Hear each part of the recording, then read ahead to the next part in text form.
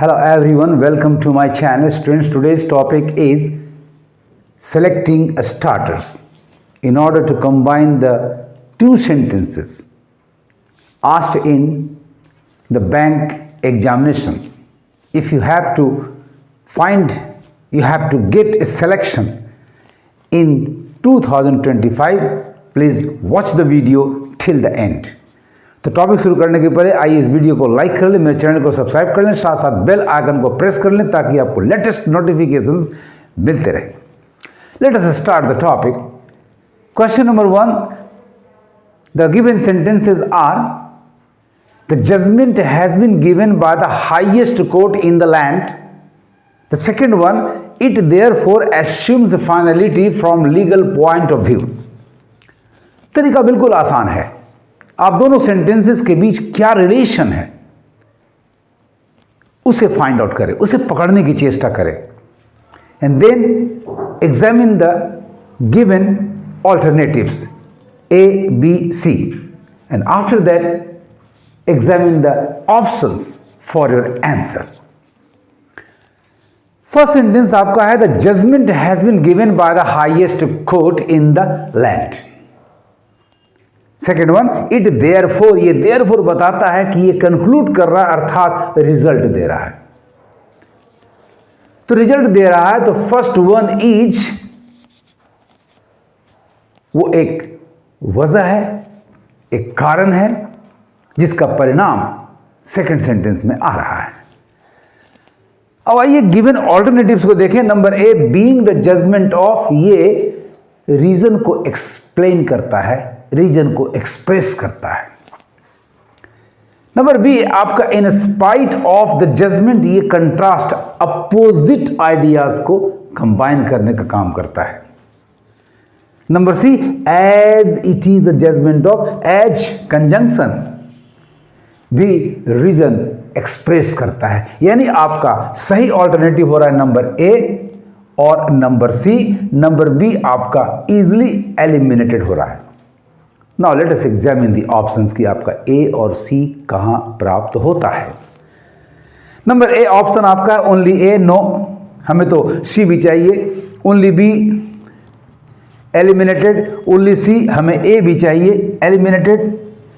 Number D में आपका है both A and B, A ठीक है, बी करेक्ट नहीं है.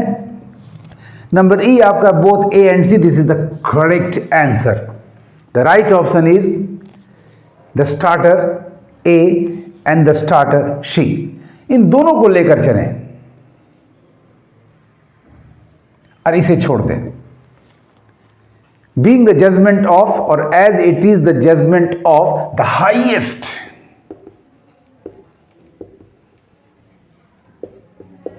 court, being the judgment of, as it is the judgment of the highest court in the land,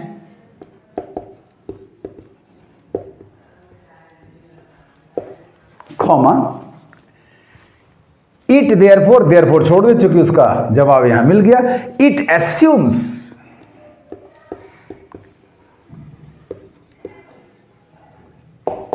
और बाकी अंत तक ले लें. It assumes finality from legal point of view, और आपके दोनों सेंटेंसेस कंबाइन होकर के वन सेंटेंस में चेंज हो गया.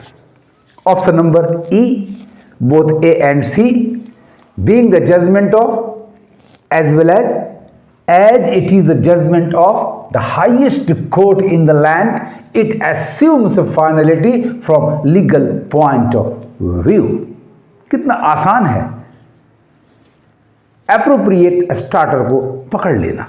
Now let's come to question number 2. The two sentences are, on this special occasion the chief minister of the state would be welcomed first. पहले CM साहब का वेलकम किया जाएगा. आफ्टर दैट, यानी उसके बाद, the prime minister would be extended a warm welcome. एक difference आ रहा है, यानी the relation is that of contrast, opposition, two opposite ideas are to be combined here. अब ऑल्टरनेटिव्स को एग्जामिन करते हैं. ऑल्टरनेटिव नंबर ए आपका है, ऑल्दो ये कंट्रास्ट शो करता है, यानी ये करेक्ट है. Number B, as per the prevalent practice, जैसा कि होता है परंपरागत तरीके से जो प्रचलन में है, ये कंट्रास्ट हो नहीं करता है, easily eliminated. Number C, in spite of the chief minister, ये भी कंट्रास्ट शो करता है। सो हमारा ए और सी बिल्कुल सही आंसर है। फर्स्ट को लेकर देखें, although the prime minister would be given, although the prime minister would B welcomed after the chief minister, he would be given a warm welcome. In spite of the chief minister being welcomed first on this special occasion, the prime minister would be extended a warm welcome. यानी बिल्कुल match कर जा रहा है। हमारा right option होगा जिसमें ए और सी दोनों प्राप्त होंगे। आइए अब आंसर ऑप्शंस को एग्जामिन करें तो ए में आपका ओनली ए है, eliminated, B only B, not possible, C only C, हमें चाहिए दोनों, यानी ए और सी का कॉम्बो चाहिए। और ऐसा ऑप्शन आपको कहां मिल रहा है? डी नहीं मिल पा रहा है, ए है लेकिन बी सी चाहिए हमें। Number E is this the correct option. Both A and C, both A and C, although the prime minister would and C in spite of the chief minister, यही दो स्टार्टर्स होंगे in order to combine the two sentences which have been given here.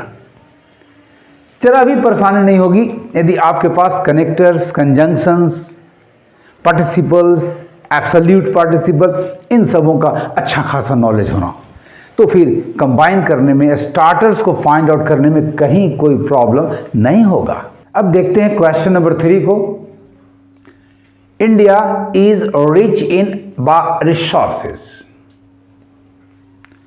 It has no clear, ये बता रहा है कि दोनों sentences में अपोजिशन का, कंट्रास्ट का अर्थ आ रहा है, यानी two opposite ideas are to be combined together. इस रिलेशन को पकड़ना बहुत जरूरी है in order to reach the most appropriate option. It has no clear legislative framework to regulate access to and use of these resources. अब देखें given alternatives को जो स्टार्टर्स बन सकते हैं, एज इंडिया इज रिच, ये आपका जो एज है ये reason and result, outcome express करता है, जबकि यहां अपोजिट आइडियाज हैं। So number A eliminated. Number B को देखें, बट ये कंट्रास्ट शो करता है, लेकिन कंट्रास्ट जो कंजंक्शन बट के साथ पार्ट आ रहा है, क्लाउज आ रहा है, इंडिया इज रिच, ये गलत है, बट होना चाहिए था इट हैज नो क्लियर, यानी आपका सेंटेंस यदि नंबर बी से जुड़ना होता तो India is rich in by resources but has no clear legislative framework dot dot dot, ऐसा होना चाहिए था। Sorry, conjunction correct but the clause added to it is not correct. आइए नंबर सी बचता हमारे पास, ये तो आंसर होना ही चाहिए। Although India is rich, yes, although India, although हमेशा foregoing part, foregoing action, foregoing state के साथ जाता है, बट जो है वो पोस्ट गोइंग के साथ जाता है, ये दोनों में डिफरेंस है। यानी अल्दो आपका बिल्कुल सही कनेक्टर हो गया। सो आंसर आपका होना चाहिए ओनली सी।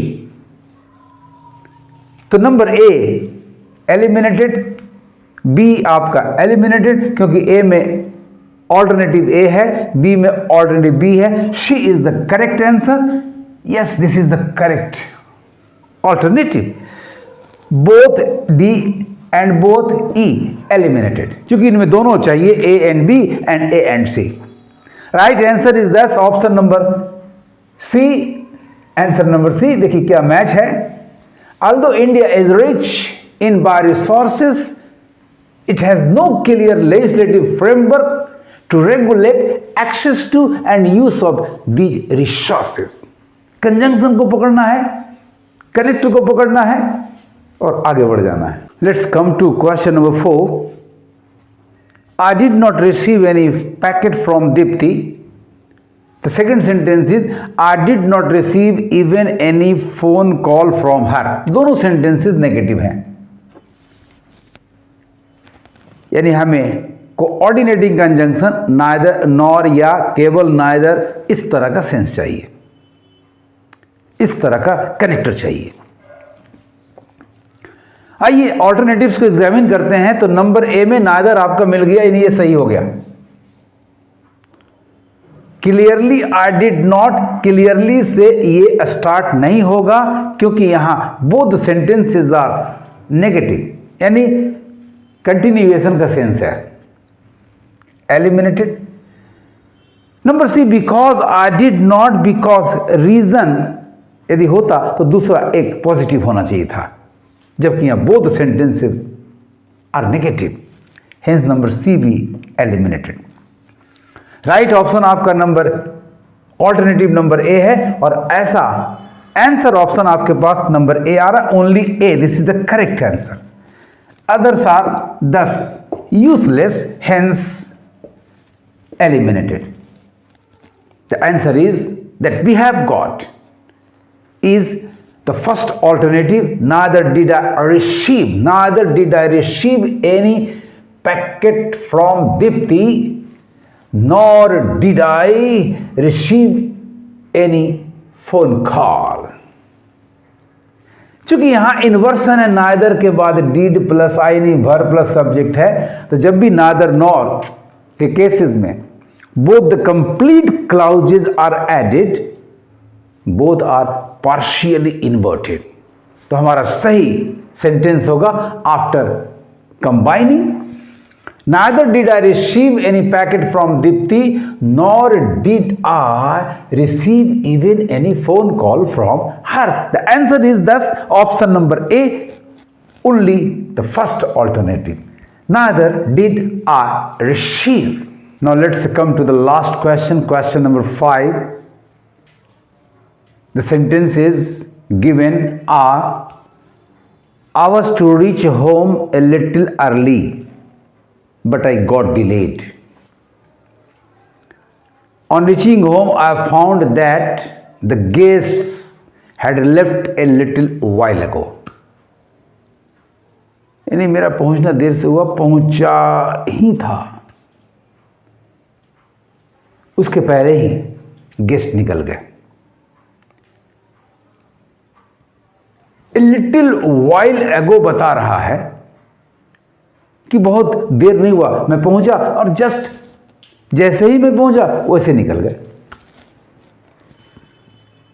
यानी यहां टाइम का रिलेशन आ रहा है। बिफोर हो सकता है, आफ्टर हो सकता है, एज सुन एज हो सकता है, hardly dot dot dot when हो सकता है। देखें ऑल्टरनेटिव्स क्या है। फर्स्ट ऑल्टरनेटिव हार्डली है, यस ये बिल्कुल सही मिला, एज सुन एज का सेंस देता है। एज लॉन्ग एज ये तो कंटिन्यूएशन बताता है, so this is eliminated. Besides ये एडिशन का सेंस देता है, प्रीपोजिशन है, this is also not possible. तो बच गया हमारे पास केवल ए, और ओनली ए ऑप्शन आपके पास नंबर ए में जा रहा है। मार्क कर लो इसको आंसर के लिए। फर्स्ट ऑफ ऑल चूंकि आपको आगे बढ़ना है, others are eliminated, B C D and E are thus easily eliminated. The right option is option number A, the starter will be hardly had I reached home. बाकी सब फालतू शब्द हैं, हार्डली में ही सारे समा गए। Hardly had I reached home when the guests left. Hardly का फर्स्ट क्लॉज जो हार्डली के साथ अटैच होता है, यदि पास्ट कंटेक्स्ट है तो पास्ट परफेक्ट में होता है। The following one is in the past indefinite, hence आपको वर्ब चेंज करना पड़ेगा, टेंस चेंज करना पड़ेगा in order to combine. So hardly had I reached home when the guests left. बाकी सारे चले गए। The right option is thus option number A, only A। आपको मेरा ये तरीका अच्छा लगा हो तो एक लाइक ज़रूर देना। ज़्यादा अच्छा लगा हो तो चैनल को सब्सक्राइब कर देना, और बहुत बहुत अच्छा लगा हो तो इस वीडियो को कम से कम 2 फ्रेंड्स को शेयर जरूर कर देना। Thank you for watching my video. पढ़ते रहिए, आगे बढ़ते रहिए।